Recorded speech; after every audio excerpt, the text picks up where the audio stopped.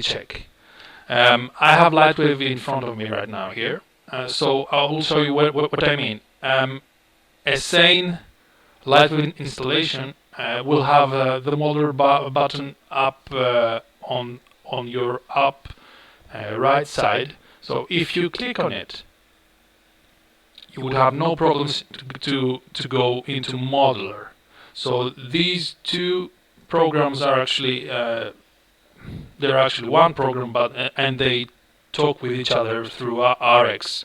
If you don't, no, let me take it on another approach. Let's say that I'll try to mess up my system so it won't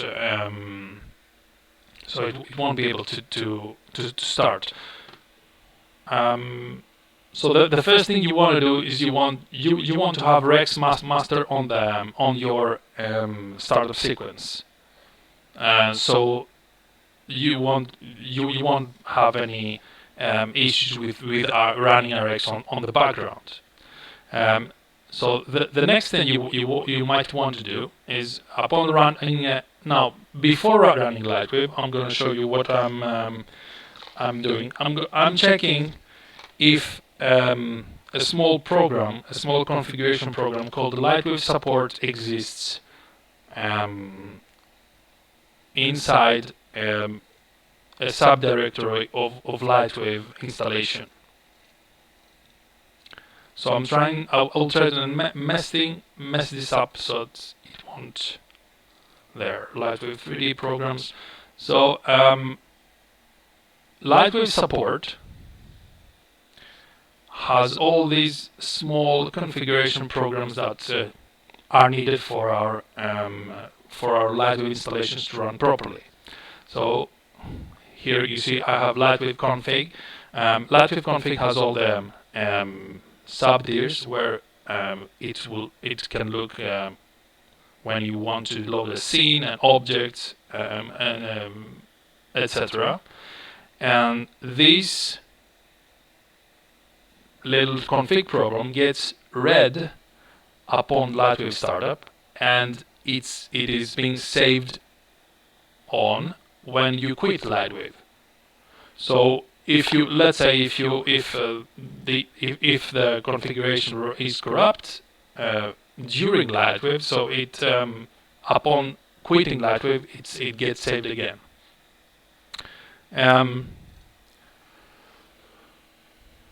Let's see now what I'm going to do is and also the modular part, the modular configuration part. It has also its own configuration file. So it's there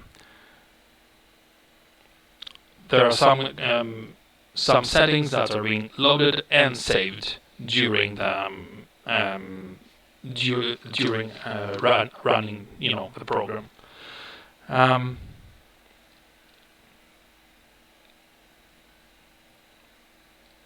Mod config, hold on a bit, let's see.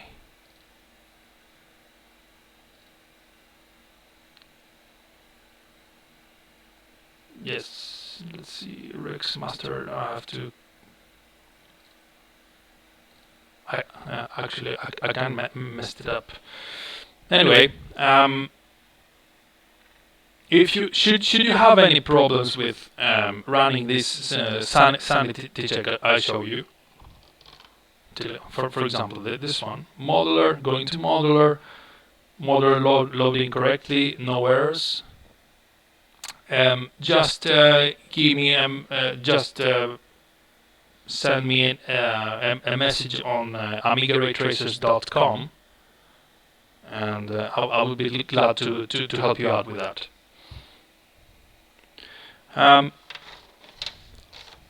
The next thing I would like to point out is in modular there are some macro lists that are also RX activated. These are located here, and you have to locate a file called modular macro list so that you activate all these macros for your modeling and other creation, like path extraction from modeler to Lightwave, etc. But we're going to talk about that in other episodes. Now, while in modeler, if you press on custom here, objects tab, the first tab, and then you have custom. The first entry is called configure list. This list has every let's say every batch, every macro that you can run. Let me clear this. Let's do that. Okay.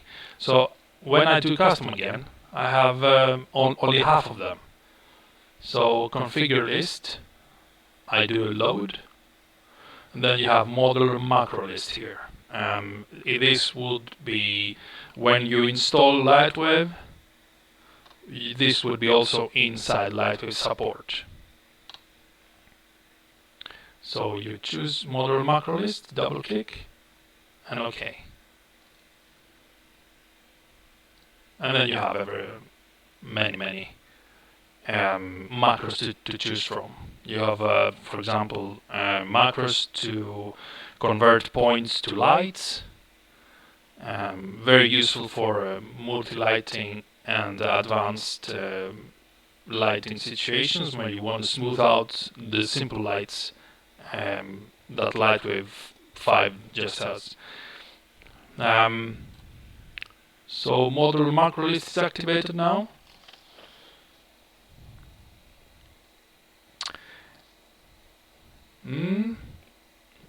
Plugins. These are also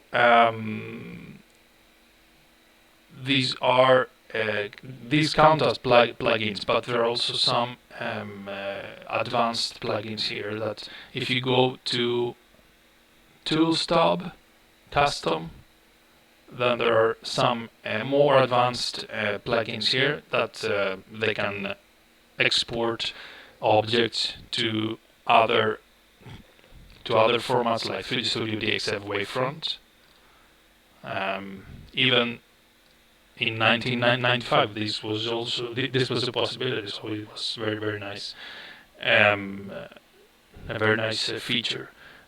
Then you have random points to polygons, and other things that you can later explore.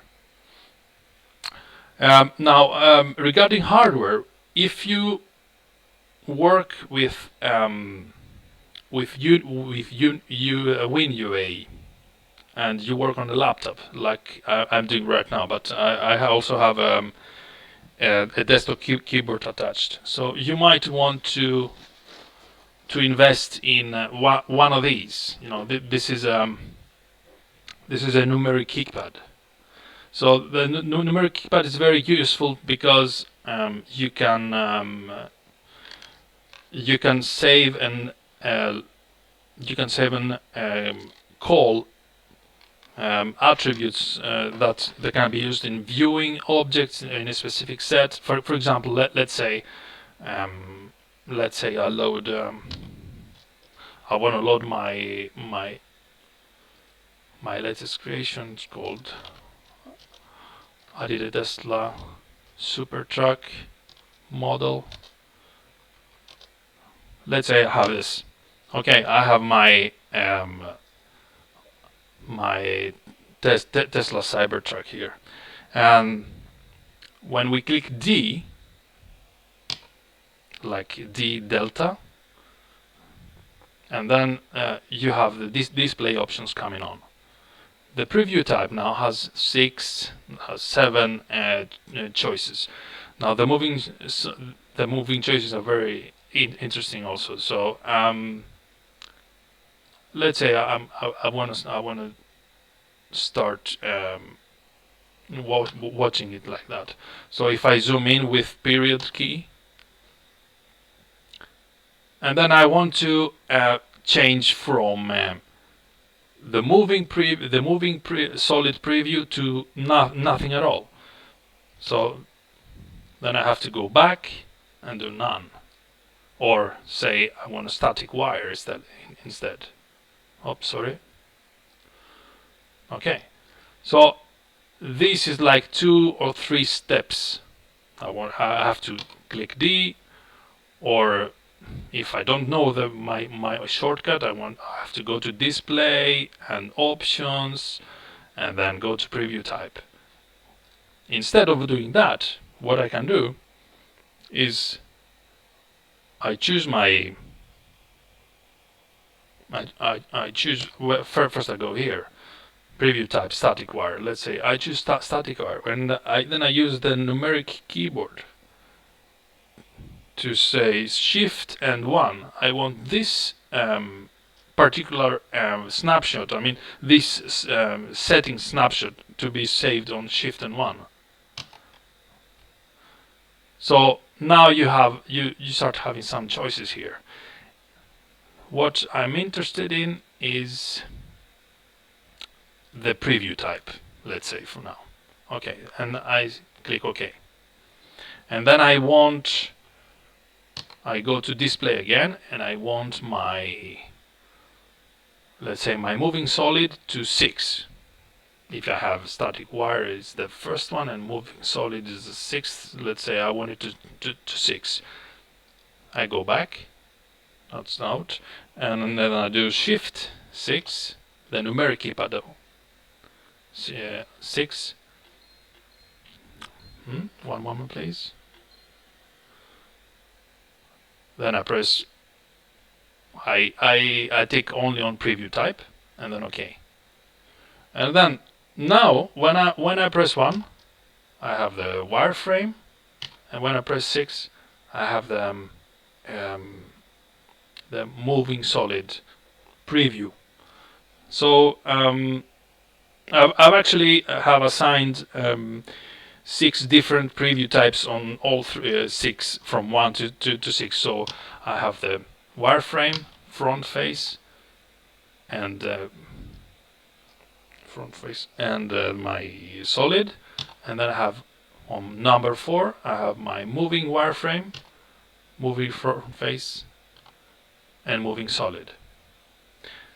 Okay, so this is a kind of a helping tool to start doing without you get to do some shortcuts, so that will help you to model faster and more effectively.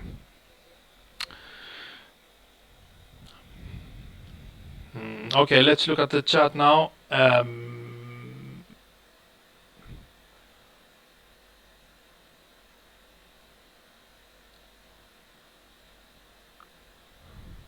Okay, let's see now. You say bottom part of the screen is cut off in the Amiga video. Let's see now. Let's check what I have here. I can fix that.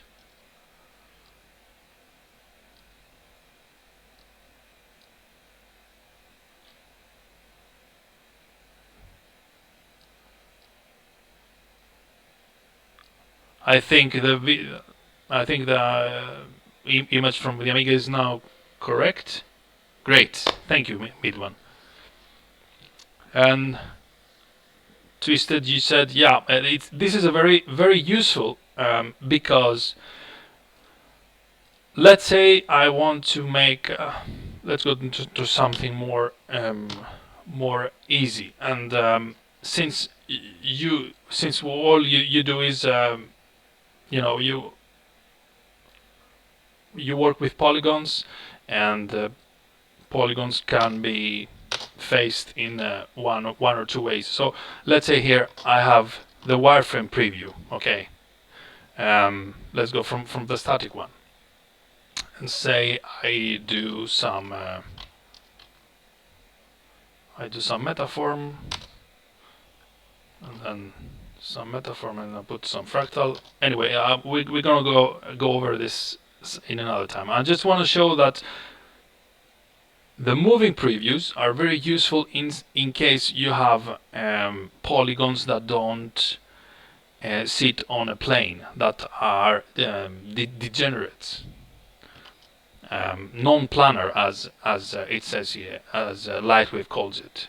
So if you have non-planar polygons, then the polygons don't get rendered correctly, like you see here, on the left corner of this stone that I just did.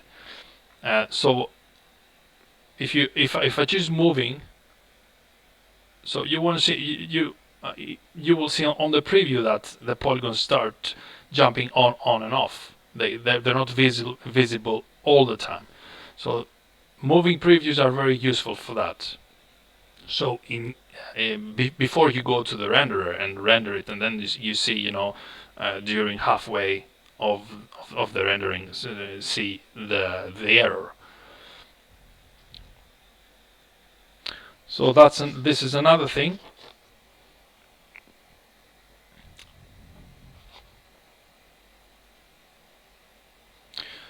So yeah, a numeric keypad is very useful for that, for this stuff. So it's very cheap, and if you guys work like I used to travel sometimes, and I have my laptop, and I have this as well. It really is very useful. Now I'm going to go over to directory structuring. The assets we use in Lightwave are like objects. There are some files that are called scenes that arrange everything, movement, envelopes, and everything like as if you were a director. Scenes are the directing stuff. Objects, the object files, are your actors. And then you have images that you put textures on your objects, etc. There are two templates that can make sense in Lightwave, since Lightwave has a structure that it looks inside a content directory, and then under it all the subdirectories are being searched to find the files that we want to load. So I made this little deluxe paint presentation. So the first approach is having the 3D directory, and then having a scenes directory for everything, for all your projects, an objects directory for all projects, and image directory, etc. And I have an example here. During my early when I first started ray tracing, I didn't actually understand how Lightwave worked. So I had followed this approach, scenes directory, objects directory, image directory. So under 3D there were only 3-4 asset directories, and inside them was everything in a chaotic state.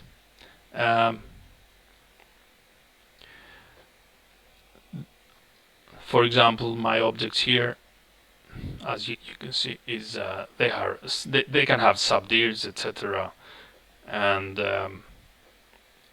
usually something people do not know when they start working with Lightwave is that all the materials are not saved in the scene file. They are saved in the objects file. So let's say if I have an object like, say, a bowling ball, and I want to use it for another project, but I want to change the material, and I save the ball with the new material, then the old project will have the new spheres, the new material of the sphere to work with. So I have lost my old material.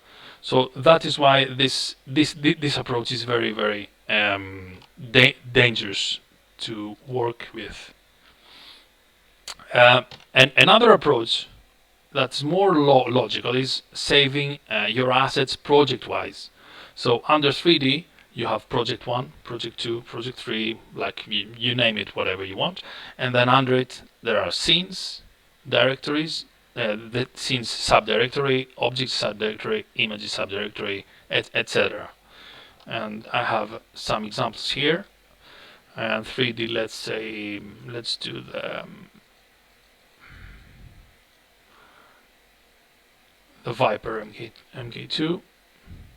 Here I have chosen, for example, to have the scenes directory, a textures directory, and then the rest is like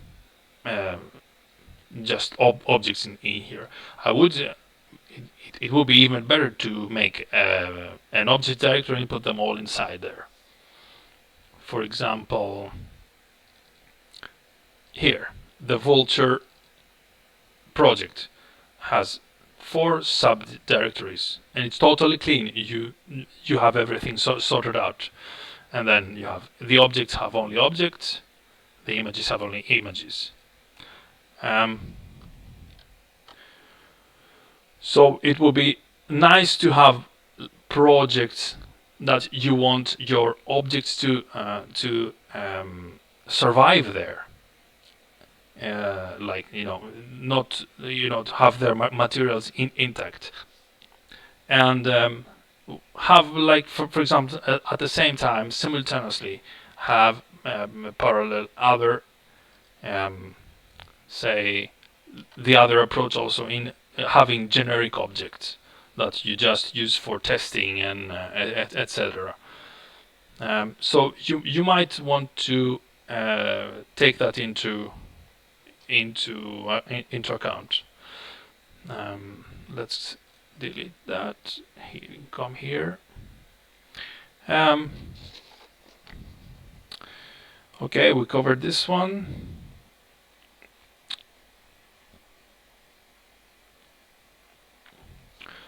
So now we'll come with to another, let's say, next step in talking about is how to load and how to save in Lightwave.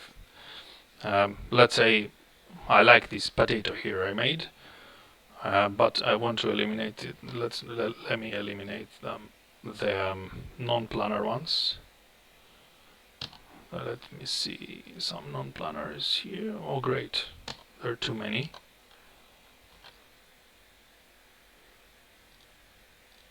Great. Then I do triangles. And now I have non-planar at all. Great. So let me save that. Let's say this is a generic object. I don't need any. And let's say I wanted to call it potato. So we did our potato. I'm doing things fast now. We're going to go over them at a later point, but I just want to show you how to save in Lightwave so that you have your so that you're certain that you have saved everything. Potato. Good practice to save everything and have surfaces to everything. So now I'm in layout. Here's what where you can lose stuff. You can lose data. Oh, great. Now I tried to load an object as a scene. That's why it's great. Now I have my potato here.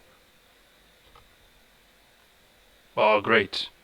Does look like a potato, but let's say I do my stuff here.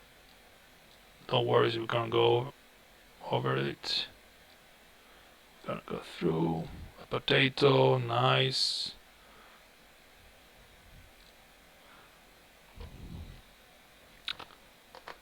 Oh, I have a nice potato, and let's say I want to save the scene.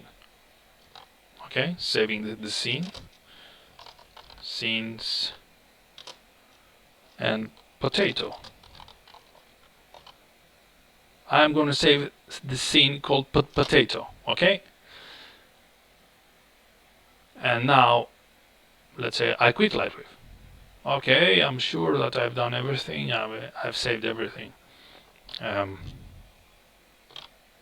And then the next day I decide I want to work on my potato. So I go to the scenes, potato, and I load my potato. The object is there, and when I render it, the material is gone. That is why I haven't saved the object. So let's say I save the object, do my stuff again here, smoothing. Okay, something very simple. So now when I want to save something, I do Objects tab, save all objects here. This is the single most important button on Lightwave. Press it. Are you sure you want to save? Yeah, of course. Then I save the scene, Shift S, or save scene. Okay, let's do it graphically first. Save scene, potato. Yes. Quit Lightwave. Load Lightwave again. Load scene.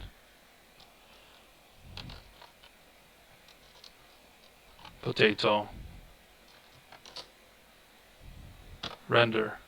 Ah, great. My potato is intact. So, when you want to save something, save all objects, save scene. Save all objects, save scene. Please repeat that on the chat. Save all objects, save scene.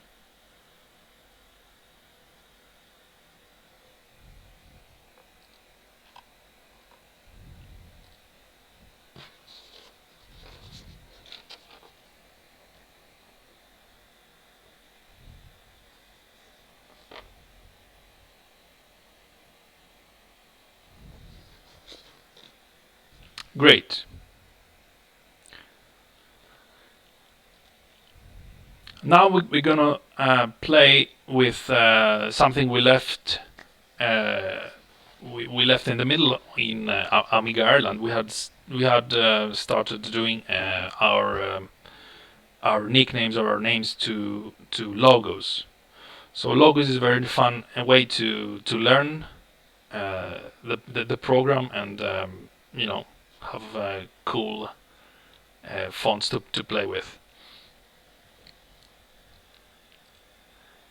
So let's we clean everything. Now we're gonna be doing modeler. Now we're gonna do modeler work with shortcuts. So you might want to keep taking notes.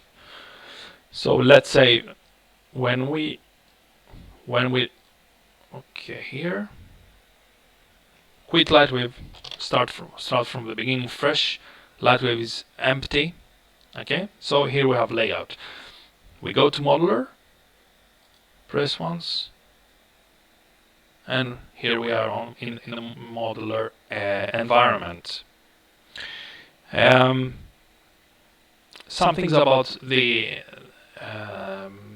no, let's take it simultaneously at the same time as we will be building our logos.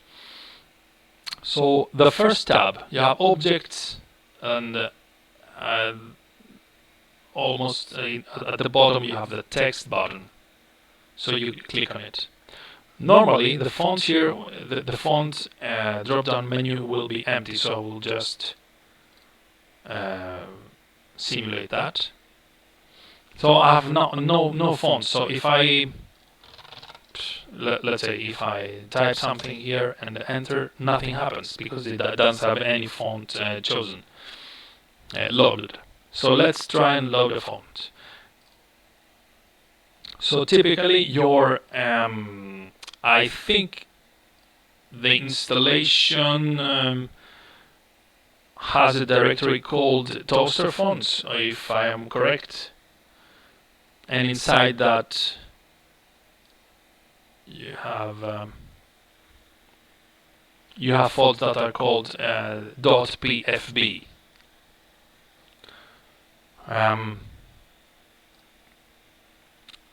So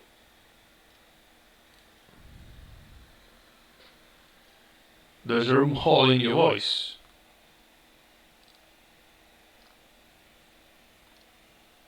Do you have echo? Do you hear echo in my? Hold on, let me see here.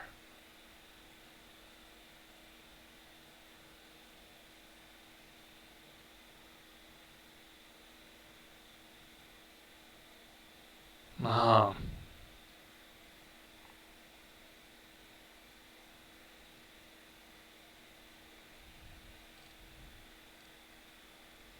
I see.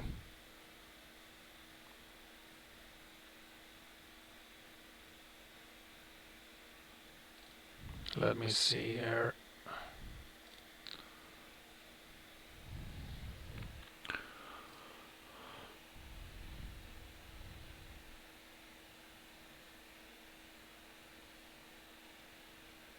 No, here. 1, 2, 3, testing, testing.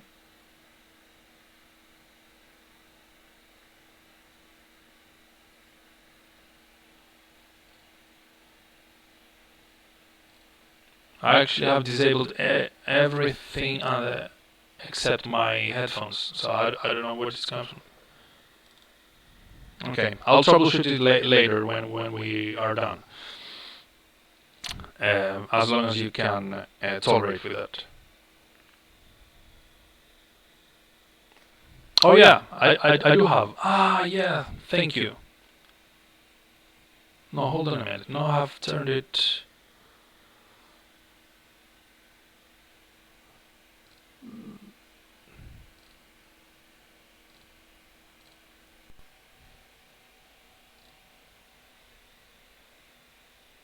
Yep, I had it. Thanks for that. Thanks for the tip.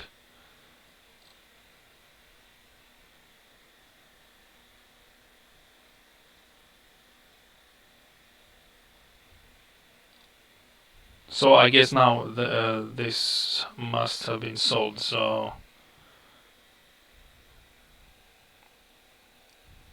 no, I don't. I don't have any feedback. I mean, the only way I listen to my voice through is through my mouth. I don't have any sound coming in. So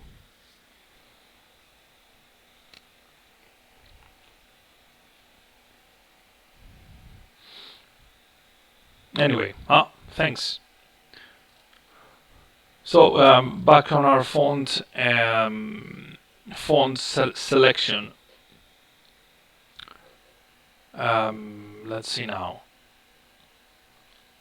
So let's say I choose, maybe I have some Helvetica here. Calculator. I love calculator fonts. So, and now that the font is loaded, or you can load more fonts like Bauhaus. So you have a list to choose from the start menu. Sometimes this can be very time consuming to try and load and choose from. So you can also put the font loading during modular startup. And this is very interesting to show you this, so you can go back through the video and reproduce it in your own installations. So let's see now here. Inside Lightwave installation programs and Lightwave support, you will find mod config. This is the modular configuration file that loads all the necessary macros that you have told it to during normal operation. So yeah, if inside mod config, you have a plugin that's called what's it called? That's called here startup command rex modeler load fonts .lwm Lightwave macro. So we keep this. We keep the location of this little file.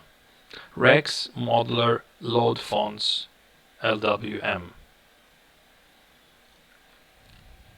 and we go there.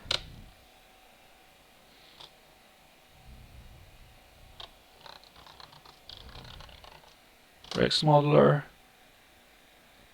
and then load fonts LWM. So this is what macro content looks like.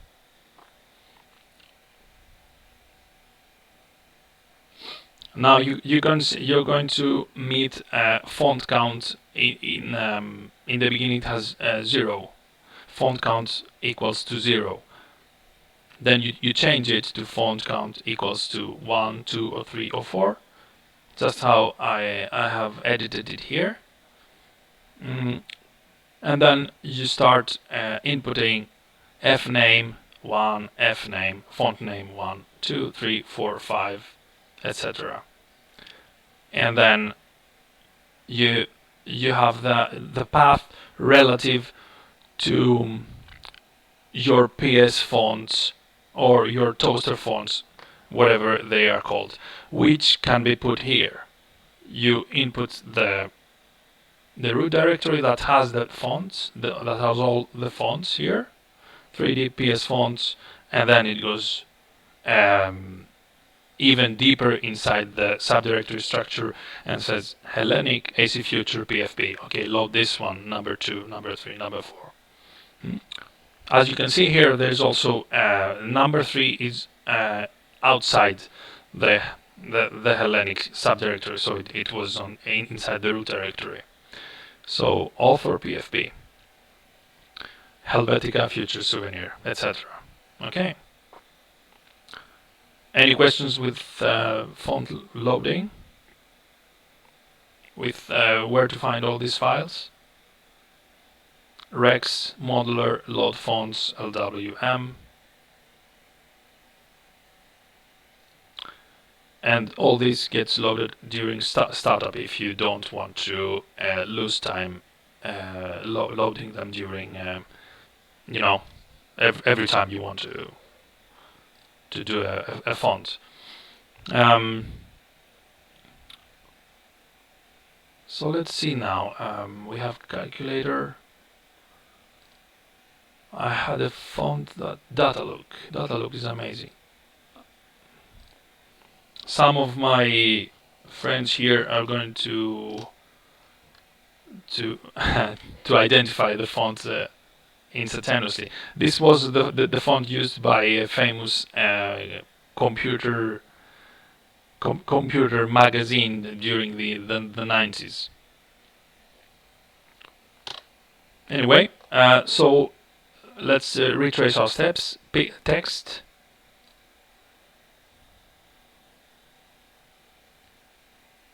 Load. We load whichever font we want, and then we type, like, let's say Muadib or whatever.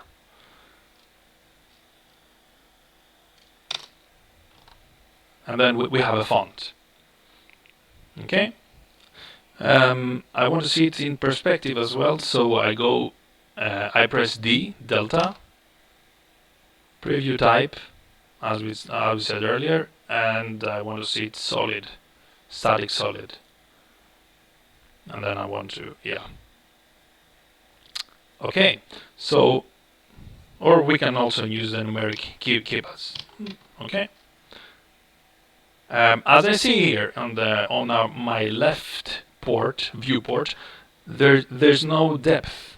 So if I ray trace it, I might want to have it to a 2D logo, but it's more fun to being 3D. This is actually what it's all about. Anyway, so after I have invoked my 2D font and my 2D text, my logo, then I go to Multiply tab, and there's a little tool called Extrude.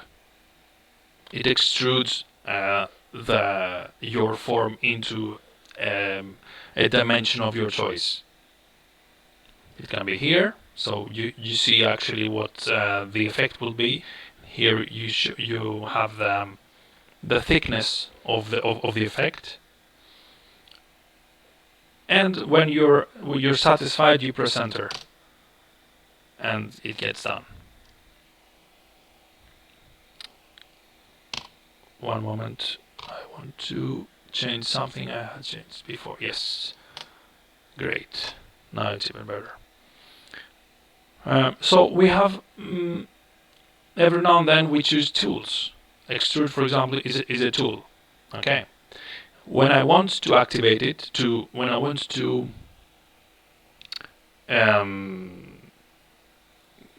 complete its action, I press enter. When I want it to disappear, to be deselected, I press space. So enter completes its action, space makes it disappear. For example, let's say I have my 2DD logo here. I press once and I say, nah, I don't want to extrude. So I press space, I make it disappear before it makes something. So space, you deselect a tool.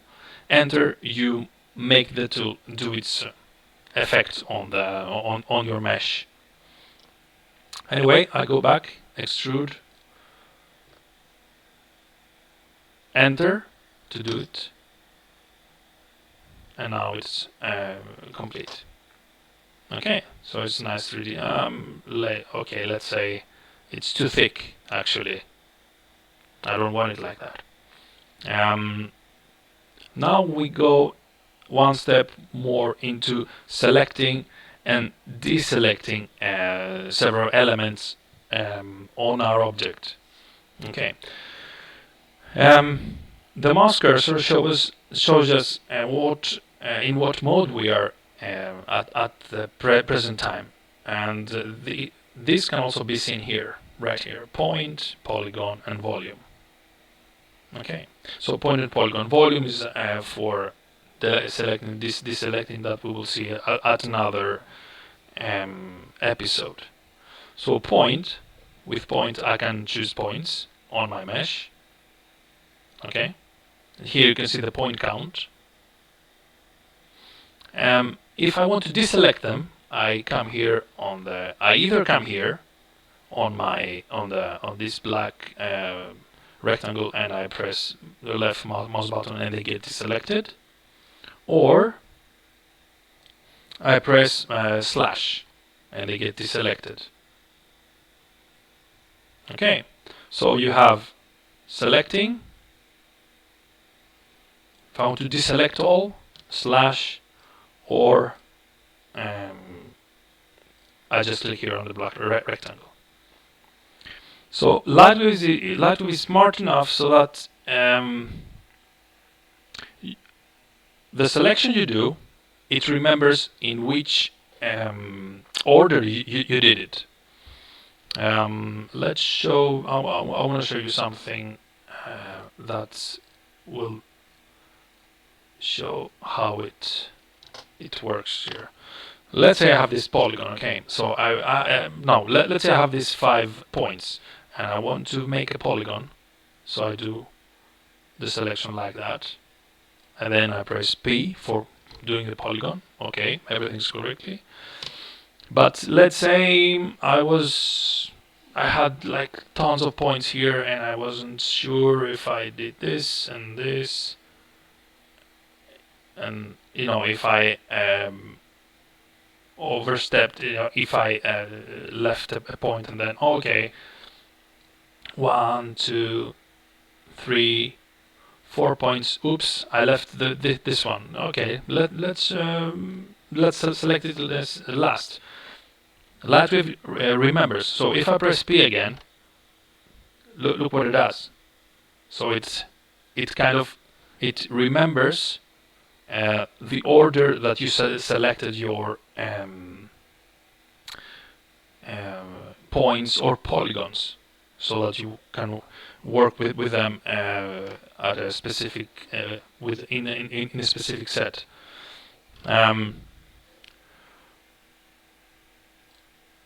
So remember that the same goes for polygons also. So points, selecting points, okay, and it remembers the order you selected them.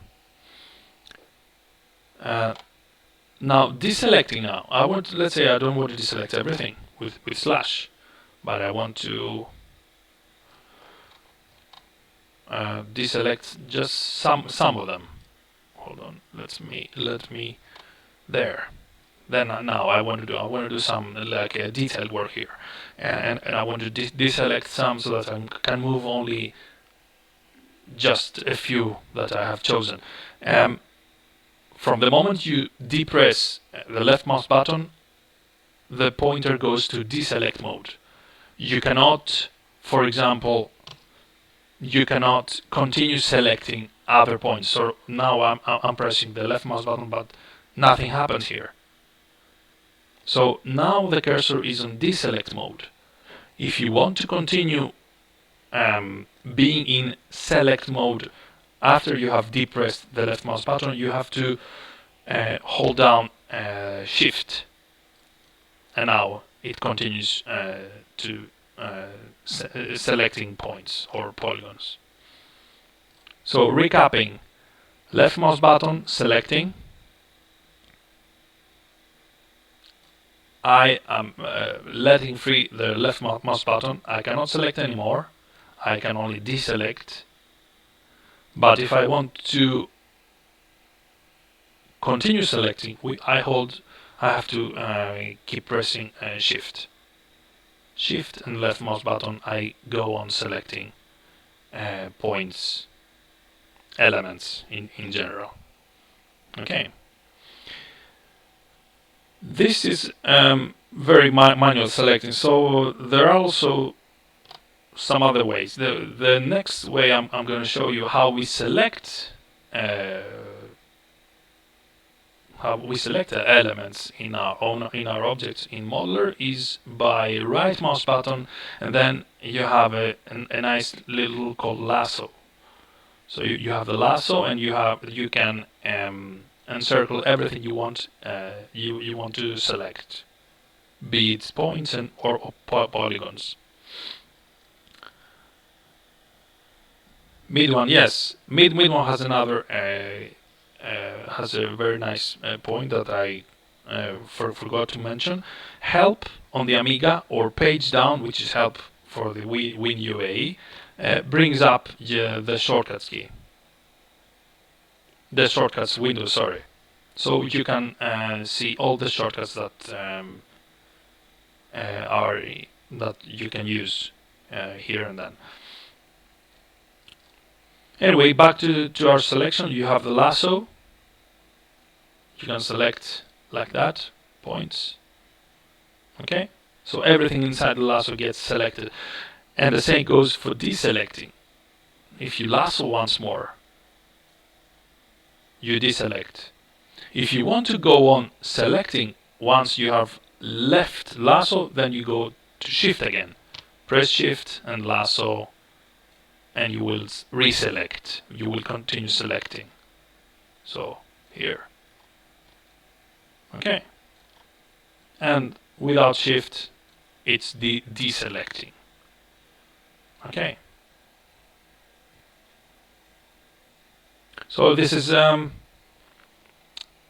it's kind of once you get to work on this, like you know, once you have your routine sets, they become second nature. But I can understand that they can be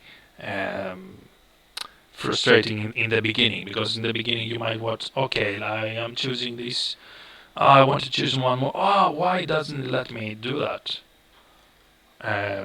So remember, reselecting shift, lasso, both with lasso and completely manually.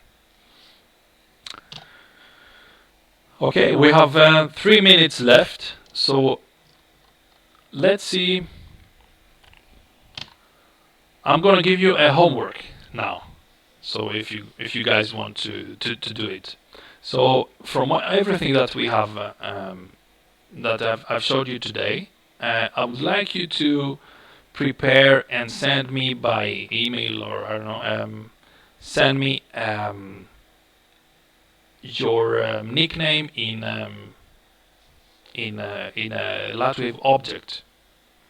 Okay, so I'm going to show you again how this can be done. Delete text,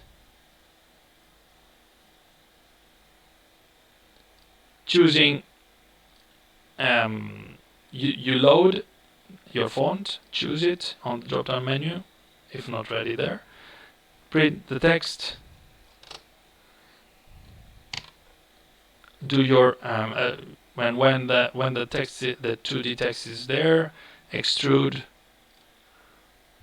then you choose extrusion.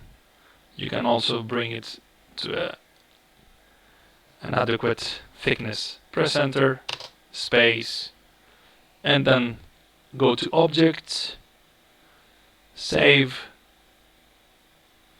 and you save your object, and that's it. I mean, you just created your first your first logo. Okay.